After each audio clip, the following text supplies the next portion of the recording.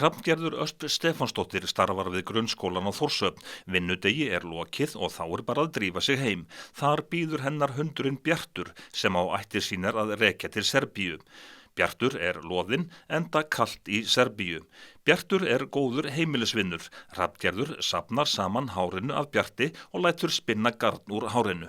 Hann fæddur í desember og við fengum hann í febrúar. Og hann hefur alltaf verið hérna hjá okkur. Hvernig stóð á komu Bjarts inn í fjölskylduna?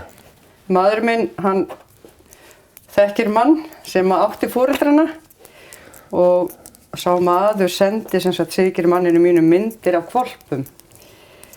Og Sigir gerði kannski þau raugin mistök að senda myndirnar heim því að það var ekkert aftur snúið. Akkilles Bjartur, hann heitir Akkilles líka sko. Hann kom bara þegar hann gat. Það nú líklega ekki margir hundar af þessari tegund hérna á Íslandi eða hvað?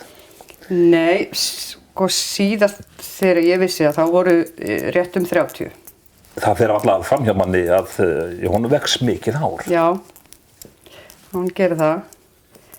Og ekki að gera að nota það einmitt í eitthvað svona, eða hvað?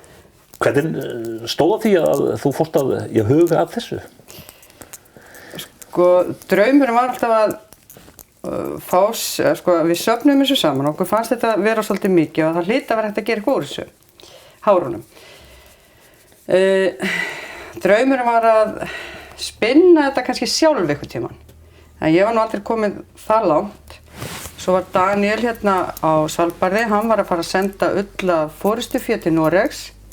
Vissi að við áttum poka, nokkra poka eða 2 poka, svona halda poka. Og spurði mig hvort ég vildi ekki senda með honum út, sem ég gerði. Og þegar ég fekk þetta aftur, þá fekk ég 22 svona dokkur. Það bara töluvert. Já, það hellingur. Ég hugsa að ég nái sko í bara 1 par af vettlingum, svona kvenmannsvettlingum, úr einni svona dokku. Þeir hlýir vettlingarnir? Mjög. Þeir eru mjög hlýir. Þeir fyrst var ég með sko svona munstur, kaðlamunstur, en svo eftir smá tíma að þá voru orðnir alveg bara hnoðrar. Þannig að ég hugsaði með mér, ég þarf nú ekkert að vera að eyða tíma í að gera eitthvað munstur í þetta. Það verður bara svona, já, bara hnoðri, hlýr hnoðri. En þessir hundar, þeir eiga ættir sínar að rekja til Síberíu og þar mikill kuldi. Já, og mér skilst að þar séu prjónar svona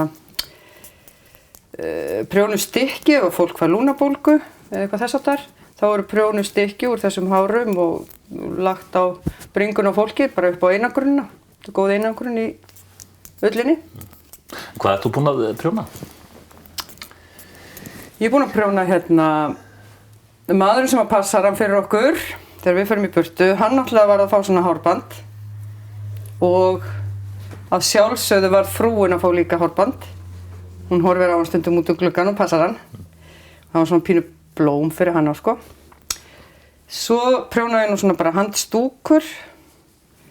Það bara svona voðalega gott að hafa þetta ef mann eitthvað illt hérna í liðnum. Og svo ætlaði ég að prjóna á fyrsta barnabarni mitt og okkar, húfu.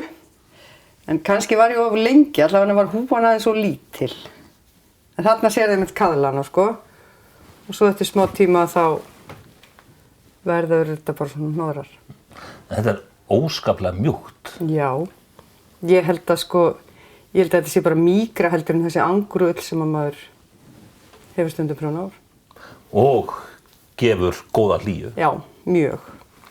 Ég hugsa þetta sé ég allavega myndi ekki geta verið í peysu prjónuð bara úr þessu.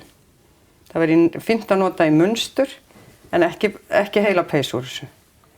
En hvað með hárvöxtinn, hann allan ársins hring mikill? Það svona 2 ára ári sem alveg svakalegt hárlós á honum. Og þá erum að gera nýta í þetta. En þess á milli þá ekkert svona detta neitt mikið á honum. Þetta væntanlega farið að spyrjast töluvert út. Hvað finnst fólki þetta? Bara sniðugt, en samt svona kannski, það svolítið spes að vera með hundahár alltaf á milli handana. En það bara mjög mjúkt og gott. En við nýtum ullina af búfénað. Já, okkur ekki af þessum.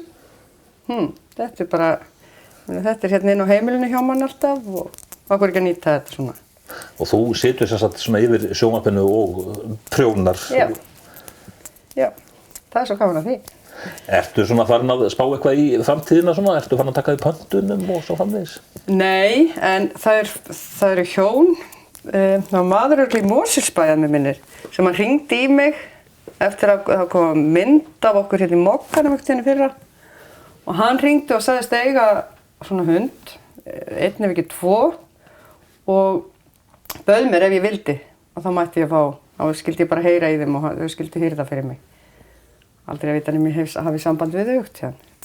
Hvernig Bjartur annars? Hann óskaplega ljúfur og góður.